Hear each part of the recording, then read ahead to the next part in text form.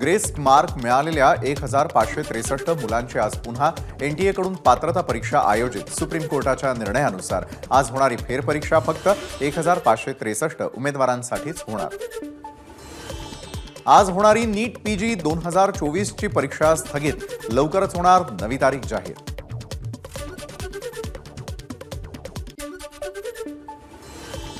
नीट परीक्षेत कथित हेराफेरी प्रकरणी आज जंतर मंतर येथे विद्यार्थी आणि पालकांकडून आंदोलन केलं जाणार। यात राजस्थानमधील सुमारे 100 विद्यार्थी आणि पालक सहभागी होणार। एनटीए परीक्षेमधील गैरप्रकार रोखण्यासाठी पारदर्शकता आणण्यासाठी शिक्षण मंत्रालयाने केली 7 सदस्यीय उच्चस्तरीय समितीची घोषणा। इस्रोचे माजी अध्यक्ष आयआयटी कानपूरचे माजी संचालक के राधाकृष्णन समितीचे प्रमुख। समिती 2 महिन्यात अहवाल सादर करणार। एनटीएचे महासंचालक सुबोध कुमार यांना पदावरून हटवलं। त्यांच्या जागी आता निवृत्त आयएएस प्रदीप सिंग खरोला हे एनटीएचे नवे महासंचालक असणार। नीट पेपर फुटी प्रकरणी 2 शिक्षक नांदेड एटीएसच्या ताब्यात। दोघेही जिल्हा परिषद शाळेचे शिक्षक असल्याची माहिती। पेपर फुटी प्रकरणामध्ये या शिक्षकांचा सहभाग असल्याचा एटीएसला संशय। डेक्कन एक्सप्रेस इंटरसिटी 3 दिवस रद्द। 28 ते 30 जून दरम्यान प्रवाशांची गैरसोय। पुणतांबा, कानेगाव आणि दौंड मनमाड विभागांमध्ये सुरू असलेल्या दुहेरीकरणाच्या कामामुळे या 2 एक्सप्रेस रद्द।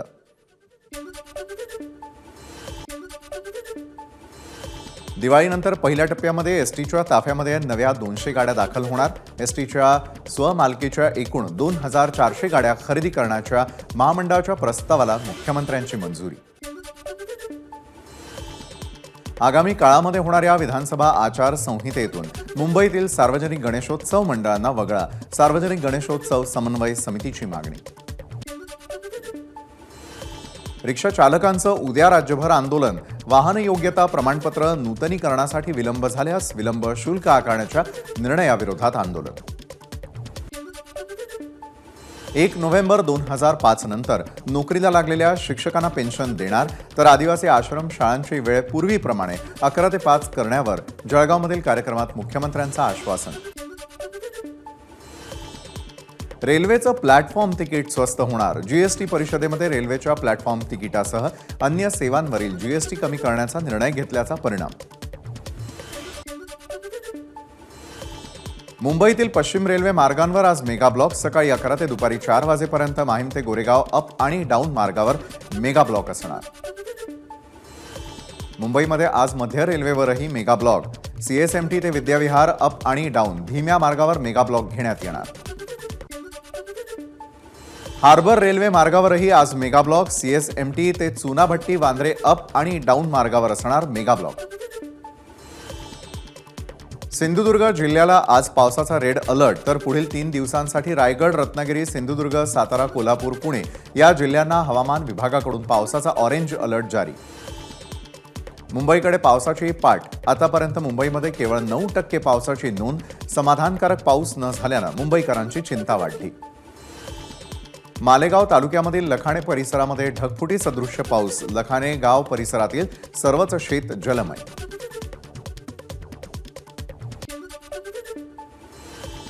यवतमाळमध्ये पावसाची जोरदार हजेरी। खरीप हंगामासाठी शेतकऱ्यांची पेरणीसाठी लगबग सुरू, तर लागवड केलेल्या शेतकऱ्यांची दुबार पेरणीसाठी सुटका।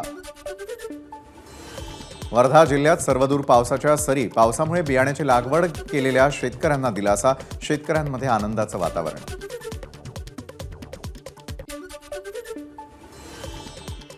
केरळच्या अनेक जिल्ह्यांमध्ये मुसळधार पावसाचा इशारा।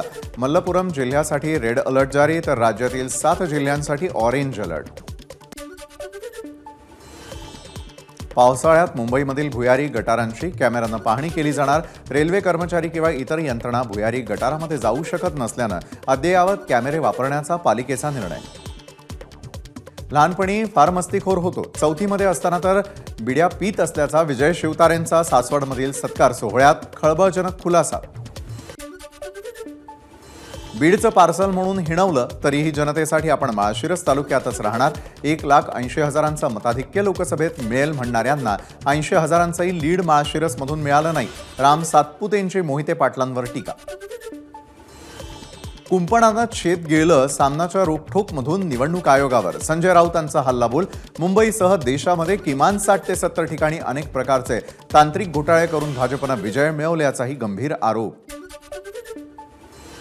जालन्याच्या वडीगोद्रीमध्ये सरकारच्या 12 जणांच्या शिष्टमंडळानं घेतली ओबीसी आंदोलक लक्ष्मण हाकेंची भेट. चर्चेनंतर हाके आणि वाघमारेंचं आंदोलन स्थगित. मागण्या मान्य होईपर्यंत लढा सुरूच ठेवण्याचा निर्धार. आंदोलन आम्ही स्थगित केलं, थांबवलेलं नाही. हाकेंचं स्पष्टीकरण. सरकारकडून आम्हाला न्यायाची अपेक्षा. ओबीसींच्या मागण्यांबाबत सरकार काठावर पास. हाकेंचं वक्तव्य. ओबीसी उपोषणकर्ते लक्ष्मण हाके आणि नवनाथ वाघमारे उपचारासाठी जालन्यातील खासगी रुग्णालयात दाखल. डॉक्टरांकडून दोन्ही उपोषणकर्त्यांची आरोग्य तपासणी पूर्ण. ओबीसी नेत्यांना टार्गेट करण्याचं काम सुरू. तसंच पंकजा मुंडेंना काहींनी पाडण्याचं काम केलं. वडीगोद्रीमधील आंदोलनामध्ये नवनाथ वाघमारेंचा आरोप. ओबीसी बांधवांना नेहमी डावललं जात असल्याची ओबीसींची भावना. लक्ष्मण हाकेंचं वक्तव्य. लक्ष्मण हाके आणि वाघमारेंनी आंदोलन मागे घेतलं, त्याबाबत अभिनंदन. कोणत्याही समाजामध्ये तेढ निर्माण होऊ नये, कुणावरही अन्याय होऊ नये, ही सरकारची भूमिका. मुख्यमंत्र्यांचं वक्तव्य. जात जनगणनेला देवेंद्र फडणवीसांचा पाठिंबा. वडीगोद्री इथे बोलताना छगन भुजबळांची माहिती. आरक्षण हा गरिबी हटावचा कार्यक्रम नाही. अन्याय झालेला समाज हळूहळू पुढे यावा, यासाठी आरक्षण. वडीगोद्रीमध्ये मंत्री छगन भुजबळांचे खडे बोल. हाकेंना पुन्हा उपोषण करण्याची वेळ सरकारनं आणू नये. पंकजा मुंडेंचं वक्तव्य. मराठा भांडण लावण्याचं कारस्थान मी केलं नाही. पंकजा मुंडेंचं स्पष्टीकरण. भुजबळ मराठे आणि सरकारला वेठीस धरतायत. भुजबळच हाकेंना काय बोलायचं हे सांगतात. जरांगेंचा आरोप. सत्ताधारीच ओबीसींना आंदोलन करायला लावतात. जरांगेंचा ओबीसी नेत्यांवर आरोप. मराठा आरक्षणाला विरोध करणं बंद करा, मग मराठे तुमच्या मदतीला येतील. कुणाच्या शापानं काय होतं हे थोड्याच दिवसात कळेल. मनोज जरांगेंचं छगन भुजबळांना प्रत्युत्तर. आम्ही कुणालाही धमक्या देत नाही आणि घाबरतही नाही. छगन भुजबळांचं जरांगेंना प्रत्युत्तर. मराठ्यांना स्वतंत्र आरक्षण द्या, पाठिंबा देतो. भुजबळांचं वक्तव्य. महायुती सरकार ओबीसी आरक्षणाबद्दल संवेदनशील. 29 जूनला ओबीसी आरक्षणाच्या प्रश्नावर सर्वपक्षीय बैठक होणार. राष्ट्रवादी अजित पवार गटाचे प्रवक्ते आनंद परांजपेंची माहिती. सरकार कुणावरही अन्याय करणार नाही. ओबीसींच्या भावनांचा सन्मान सरकारनं केला. धनंजय मुंडेंचं वक्तव्य.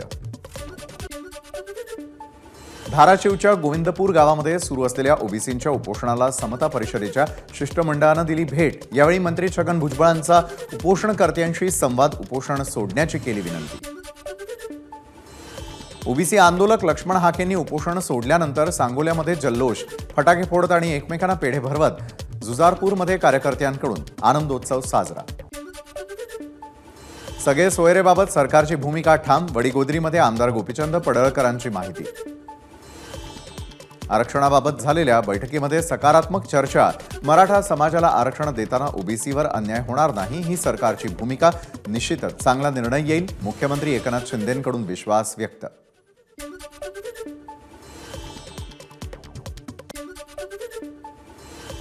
आंदोलन स्थगित झालं असलं तरी आमच्या मागण्या पूर्ण झालेल्या नाहीत. ओबीसींमधून आरक्षण आम्ही देऊ देणार नाहीत. वडीगोद्रीतील आंदोलनस्थळी आलेल्या ओबीसी बांधवांच्या भावना.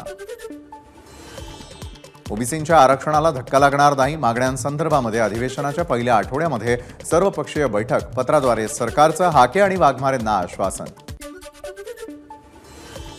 मनोज जरांगेंची प्रकृती खालावली. डॉक्टरांकडून तपासणी. जरांगे पुन्हा सलाईनवर. बीड दौऱ्यावरती गेल्यापासून अस्वस्थ वाटत असल्याची जरांगेंची माहिती. माजी केंद्रीय मंत्री सूर्यकांता पाटील यांनी भाजप सदस्यत्वाचा दिला राजीनामा. 10 वर्षांमध्ये खूप काही शिकायला मिळालं. भाजपचे आभारी आहे. सूर्यकांता पाटील यांचं वक्तव्य. त्यांच्याकडे निवडणूक प्रमुख म्हणून हदगाव हिमायतनगर मतदारसंघाची होती जबाबदारी. पदवीधर मतदारसंघ निवडणुकीचा उपमुख्यमंत्री देवेंद्र फडणवीसांनी घेतला आढावा. मुंबईमधील सर्व आमदार, खासदार आणि नगरसेवकांसोबत साधला संवाद. व्हिडिओ कॉन्फरन्सिंगच्या माध्यमातून केलं मार्गदर्शन. आणखी 3 दिवसांनी लोकसभेचं अधिवेशन आहे. त्यात शेतीविषयक प्रश्न मांडणार. शरद पवारांची ग्वाही.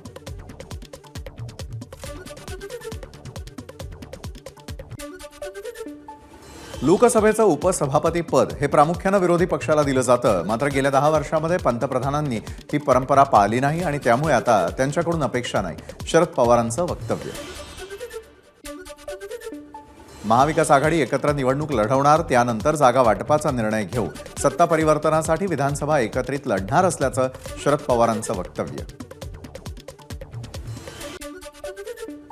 राजभवनमध्ये आदित्य ठाकरेंनी घेतली राज्यपाल रमेश बैस यांची भेट. सीईटी परीक्षेमधील गोंधळाबाबत सकारात्मक चर्चा झाली. राज्यपालांकडे विविध मागण्या केल्याची आदित्य ठाकरेंची माहिती. एबीपी माझा, उघडा डोळे बघा नीट.